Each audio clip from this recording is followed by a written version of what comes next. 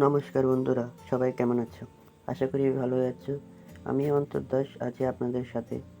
আমি আজকে বানাবো ছোট একটা গণেশের মূর্তি। আশা করি আপনারা আমার সাথে থাকবেন পুরো ভিডিওতে।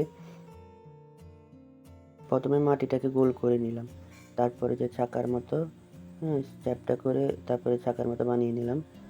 বানিয়ে নেওয়ার পরে যেহেতু আমি গণেশটাকে বসানো বানাবো, তাই দুটো পাকে প্রথমে রশির মতো আকারে দেবো, রশির মতো আকারে দিয়ে বসিয়ে নেব। দুপা বসানোর পরে সহজে দুপা বসানোর পরে ধুতির জন্য পাতলা একটা লেয়ার করে লেয়ারের উপরে ধুতির যে ধুতির যে গোছটা এটা দিয়ে দেব। পরে একটু দুনো পায়ের ধুতি এটা করে নিয়ে আঁকটা দেওয়ার পরে ভালোভাবে ফিনিশিং দেওয়ার পরে যে দুধের মাঝখানে লেয়ারটা দেওয়ার পরে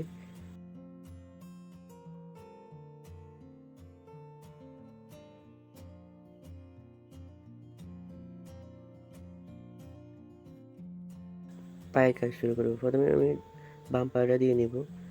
যেহেতু গণেশ বসানো সেহেতু বাম পায়েটা দিলে আগে ভালো হবে। বাম পা দেওয়ার পরে যে ফিনিশিং করে নেব। ধীরে ধীরে ফিনিশিংটা করে নেবেন। আস্তে ধীরে কাজ করাই ভালো মাটির কাজ, যেহেতু ধীরে ধীরে ফিনিশিংটা করে নেবেন। ফিনিশিং করার পরে ডান পা ডান পাটা ডান পাটার প্রথমে আঙ্গুল দিয়ে নেব। প্রথমে আঙ্গুল দেওয়ার পরে যাই ডান পাটায় ধীরে ধীরে ফিনিশিং দিয়ে নেব।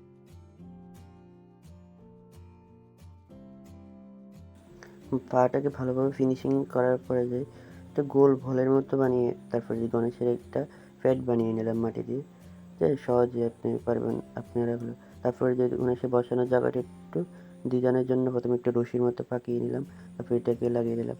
তারপরে গণেশের বুকের পাশটা লাগালাম। গণেশের বুকের পাশটা সহজে গণেশের বুকের পাশটা লাগিয়ে নিলাম।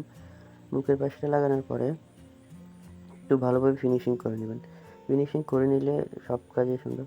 তারপরে একটু ফ্যাটটা একটু চিপ হয়ে গেছে, তাই একটু একটু ভারিয়ে নিলাম, যেহেতু একটু ইয়ে হয়ে যায়, যেহেতু গণেশ একটু মোটা সাইজের, একটু ইয়ে করে নিলাম। তারপর বুকের পাশটা একটু বাড়ালাম।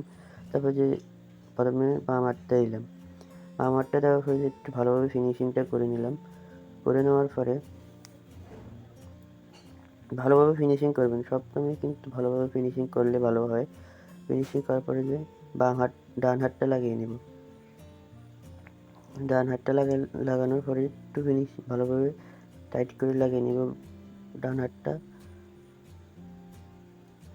কিন্তু আমার প্রথম ভয়েস ভিডিও কেমন লাগলো অবশ্যই বলবেন, যেহেতু প্রথম ভয়েস আর গণেশ ঠাকুরটা আমার প্রথম হিসেবে কিরম হলো অবশ্যই বলবেন। প্রথমে বাম হাতের হাতটা বানিয়ে নেব, আঙ্গুল দিয়ে নেব ভালোভাবে ফিনিশিং। তারপরে যে ডান হাতেরটা দিয়ে নেব। যে সিদ্ধিদাতা যেহেতু, সেহেতু আমার প্রণামের যে আশীর্বাদের যে ভঙ্গিটা, সেই ভঙ্গিটা দেওয়ার চেষ্টা করেছি। কেমন হলো জানাবেন। তারপর যে আঙ্গুল এঁকে নিলাম, আঙ্গুল এঁকার পরে যে একটু বুড়ো আঙ্গুলটা দিয়ে নিলাম।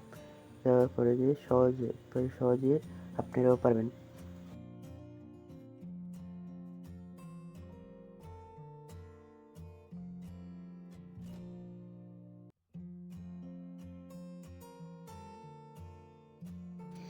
মাটি দিয়ে মাথাটাকে গোল ভলের মতো বানিয়ে নিলাম। বানিয়ে নেওয়ার পরে যে দুপাশে যে কান যেভাবে রাখেন কানে কোনো সমস্যা নেই। ডিজাইন করে নিলে একটু সুন্দর আর কি, নয় তেমনও দিয়ে দিতে পারেন, কোনো সমস্যা নেই। তারপরে যে কানটা দিয়ে নেব। প্রথম বাম পাশের কানটা দিয়ে দেওয়ার পরে যে ডান পাশের কানটা দিয়ে দেবো, আচ্ছা সহজ হিসেবে। তারপরে যে দুই হাত দিয়ে পুরো হাত দিয়ে চোখের ইয়াটা করে নেব, কাজটা করে নেব। তারপরে যে লম্বা রশ্মির মতো দড়ি পাকিয়ে মাটির দড়ি পাকিয়ে গণেশের ছোটোটা দিয়ে নেব।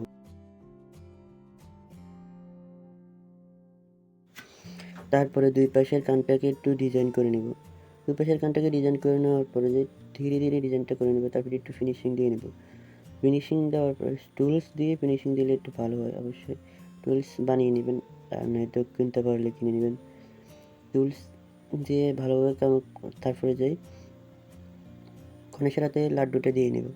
গণেশের হাতে লাড্ডুটা দিয়ে নেওয়ার পরে গণেশের দিতে ভুলে গেছি, মানে জুয়েলার্স দিতে ভুলে গেছি, তাই একটু জুয়েলার্স দিয়ে দিলাম। গলার হারটা, হাতের বাজু, তারপরে যে হাতের ব্রেসলেটটা দিয়ে নিলাম মাটি দিয়ে। তো ধীরে ধীরে ডিজাইন করে নেব। দোনো পাশে দোনো হাতের দিয়ে নেব। প্রথমে বাম হাতেরটা দিয়ে নিলাম, তারপরে যে একটু ডিজাইন করে নিলাম। করে নেওয়ার পরে যে সহজে পাগড়ি বানাতে অনেক সহজ।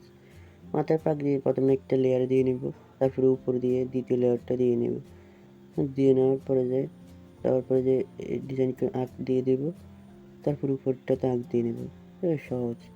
আঁক দেওয়ার পরে যে পিছনের পাগড়ির পিছনে যে এটা থাকে, চূড়াটা থাকে, সেই চূড়াটা দিয়ে নেব।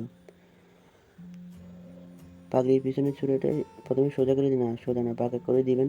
পাকা করে দিলে আগের থেকে অনেকটা সুন্দর দেখা যাবে। পাকা করে দেওয়ার পরে যে চোখ দিবেন। চোখ দেওয়ার পরে